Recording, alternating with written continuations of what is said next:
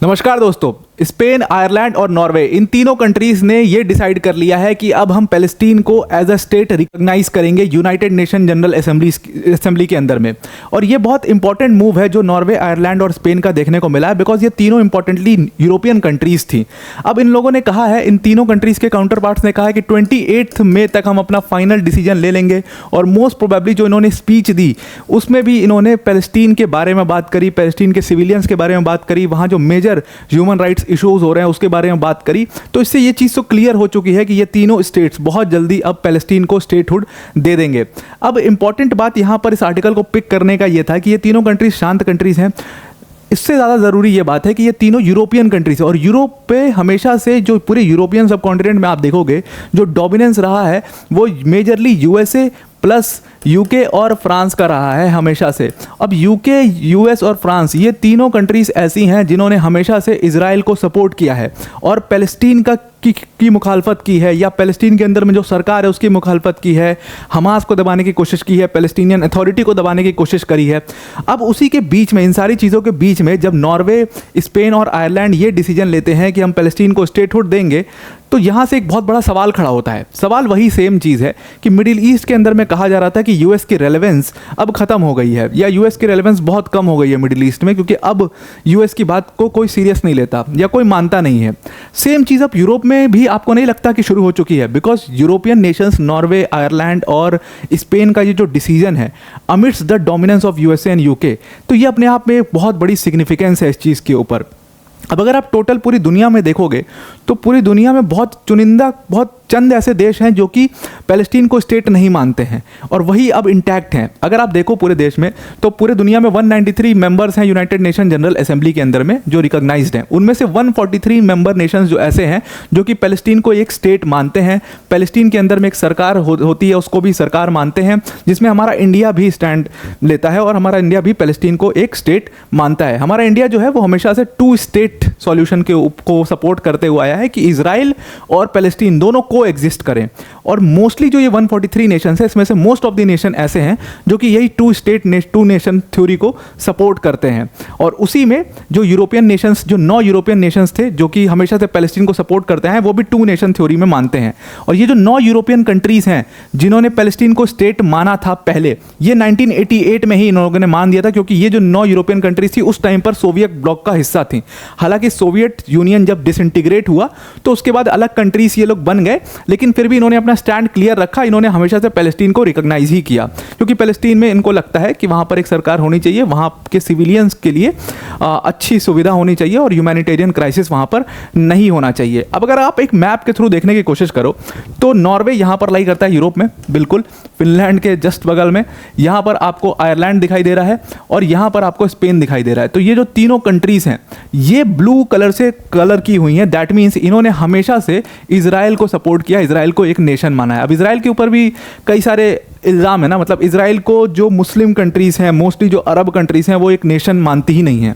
सबसे पहली Muslim country जिसने पहल की इजराइल को नेशन मानने की, वो नीचे आपको यहाँ पर इजिप्ट दिखाई दे रहा है।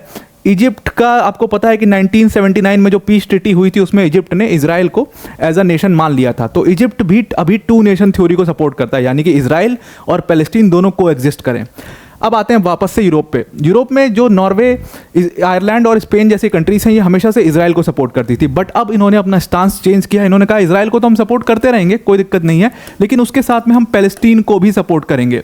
और जो ये पैलेस्टीन को सपोर्ट इन्होंने कहा है, that means they have come to the clause कि अब ये 2 नेशन थ्योरी को सपोर्ट कर रहे हैं एक तरीके से। और 2 नेशन थ्योरी को सपोर्ट करने का मतलब ये है कि यूएस के बिल्कुल ये लोग खिलाफ जा चुके हैं। अब अगर यूएस का सारा पावर ब्लॉक आप देखोगे तो यूरोप से कम होता नज़र आ रहा है, और ये लार्जली बाय एंड लार्ज ये रशिया की वजह से हुआ है। और मिडिल ईस्ट में ऑलमोस्ट ख़त्म हो गया है बाय एंड लार्ज, वो मिडिल ईस्ट के अंदर में ईरान की वजह से हो गया है। सब एशियन कॉन्टिनेंट में अभी है, थोड़ा बहुत है, लेकिन एक जो पावर ब्लॉक है यूरोप का, मतलब यूएस का, वो G7 है, ये पूरी तरीके से इंटैक्ट है। और अभी तक कोई भी G7 कंट्री ऐसी नहीं है जिसने पैलेस्टीन को एज अ स्टेट रिकॉग्नाइज किया हो। सब पैलेस्टीन को स्टेट नहीं मानते G7 कंट्रीज। तो ये बात आप ध्यान रखना कि यूएसए का अगर कहीं डोमिनेंस है तो G7 के ऊपर पूरी तरीके से। और इसीलिए आप देखो यूएस को जब भी सैंक्शंस लगवाना होता है किसी भी कंट्री पे, तो वो सबसे पहले G7 के अंदर में अपना वो मूव करता है ना। एक बहुत बड़ा सवाल ये है कि पैलेस्टीन चलो स्टेट मान तो लें, पर पैलेस्टीन स्टेट है क्या, कंसिस्ट कौन कौन सी टेरिटरी को करेगा। तो इसराइल के बिल्कुल बीचों बीच जो वेस्ट बैंक का एरिया है ये वाला, ये एक तो होगा पहली चीज़। और दूसरा ये जो गाज़ा स्ट्रिप का बिल्कुल कोने में एरिया है जहाँ पर अभी सारी फाइटिंग्स हुई हैं पिछले 6 महीनों के अंदर में, ये दूसरा एरिया होगा। तो ये दोनों स्टेट जो है वो पैलेस्टीन स्टेट मानेंगे। और अगर 2 नेशंस बनते हैं आज की डेट में, और 2 नेशन एक तरीके से बन चुके हैं आप मान लो ऐसा, तो ये बिल्कुल इसराइल के बीचों बीच वेस्ट बैंक दिख रहा है, यहाँ पर आपको गाज़ा स्ट्रिप दिख रहा है। तो ये पूरा पैलेस्टीन होगा और ये बाकी की टेरिटरी जो है ये तो है ही इसराइल की। तो इस तरीके से पैलेस्टीन और इसराइल आपस में को एग्जिस्ट करेंगे। और अब धीरे धीरे यूरोपियन कंट्रीज़ भी अपना स्टांस यहाँ पर बदलते हुए नजर आ रही हैं। अब अगर स्पेनिश पीएम की माने तो स्पेनिश पीएम में इसमें साफ कर दिया है कि भाई पैलेस्टीन के अंदर में जो ह्यूमैनिटेरियन क्राइसिस हो रहा है वो एक बहुत कंसर्निंग सिचुएशन है, और इसीलिए हम ये स्टेप ले रहे हैं ताकि पैलेस्टीन को और सपोर्ट मिल सके, वहाँ के सिविलियंस जो हैं उनकी जानें बच सकें। क्योंकि बेंजामिन नेतन्याहू ने क्या किया है, वो बिल्कुल भी उनका कोई प्लान नहीं है कि वॉर के बाद वो क्या करेंगे। वो लगातार स्कूल पर बॉम्बिंग कर रहे हैं, वो लगातार जो है अपने हॉस्पिटल्स पर बॉम्बिंग कर रहे हैं वहाँ पर वेस्ट बैंक गाज़ा स्ट्रिप के अंदर में। तो ये बेंजामिन नेतन्याहू की जो स्ट्रैटेजी है वो बिल्कुल गलत है। उनको सिर्फ टेररिस्ट से लड़ाई करनी चाहिए, बल्कि सिविलियंस को परेशान नहीं करना चाहिए। और ये जबरदस्त जो ह्यूमैनिटेरियन क्राइसिस हुआ है इसको देख करके हम ये डिसीजन ले रहे हैं। उन्होंने साफ कर दिया। एक बात और उन्होंने साफ करी, उन्होंने कहा कि हमारा जो ये मूव है ये बिल्कुल भी हमास के साथ देने का नहीं है। हम हमास के आज भी खिलाफ हैं और कल भी हमास के खिलाफ रहेंगे, बिकॉज हमास जैसे जो ऑर्गेनाइजेशन है ये एक टेररिस्ट ऑर्गेनाइजेशंस हैं, और इसीलिए हम इन टेररिस्ट ऑर्गेनाइजेशन का साथ कभी भी नहीं देंगे। उन्होंने सिंपल कहा कि हम भाई, सिंपल सी बात है कि हम पीस, जस्टिस और कंसिस्टेंसी इन तीनों चीज़ों के साथ हैं। कुल मिला जुला कर अगर कहें तो हम पूरी तरीके से ह्यूमैनिटी के साथ हैं। ऐसा नॉर्वे, स्पेन और जो आयरलैंड के काउंटर पार्ट्स हैं उनका डिसीजन आया है, और उन्होंने क्लियर ये चीज़ यूनाइटेड नेशंस में कही भी है कि हम सिर्फ और सिर्फ ह्यूमैनिटी के साथ है। इसीलिए हमारा ये स्टांस देखा जा रहा है। हम दोनों नेशंस को अब आज से रिकॉग्नाइज करते हैं। तो this is a big thing. ये पूरा आर्टिकल आपको ये सिंपल चीज़ समझाता है कि जो यूएस और यूके का डोमिनेंस था यूरोप के ऊपर, जो बाय एंड लार्ज डोमिनेंस था, वो अब धीरे धीरे खत्म होता नजर आ रहा है। And this is very good news for all the world, specially India के लिए, because now India also has a very good chance of becoming a super power. India is becoming a super power bye and large, धीरे धीरे करके। But अगर power block India, इसीलिए India देखो आज भी न्यूट्रल है, क्योंकि इंडिया एक पूरा 3rd पावर ब्लॉक बनाना चाहता है। एक तो सोवियत यूनियन मतलब रशिया का है आज के डेट में, एक यूएस का हमेशा से था, और तीसरा पावर ब्लॉक इंडिया बनाना चाहता है जो कि बिल्कुल न्यूट्रल और ह्यूमैनिटेरियन पावर ब्लॉक होगा, जहां पे हम बिल्कुल भी किसी भी तरीके की ह्यूमन राइट अब्यूज़ को नहीं सहेंगे। तो बहुत अच्छी बात है ये इंडिया के लिए कि इन कंट्रीज़ का जो डोमिनेंस है यूएस जैसी कंट्रीज़ का वो कम हो रहा है हर जगह से। बिकॉज इसी यूएस ने पाकिस्तान के थ्रू इंडिया को कितना परेशान किया है वो सब आपको याद होगा, जो एक टेररिज्म का टाइम होता था। और आप देखिए आज पाकिस्तान की क्या स्थिति है, और उसके बाद यूएस का तो relevance all over the world धीरे धीरे ख़त्म होता ही नज़र आ रहा है। तो ये आर्टिकल आई होप आपको पूरा तरीके से समझ में आ गया होगा। वीडियो को एंड करने से पहले अनअकैडमी टीम की तरफ से एक बहुत बड़ी अनाउंसमेंट है।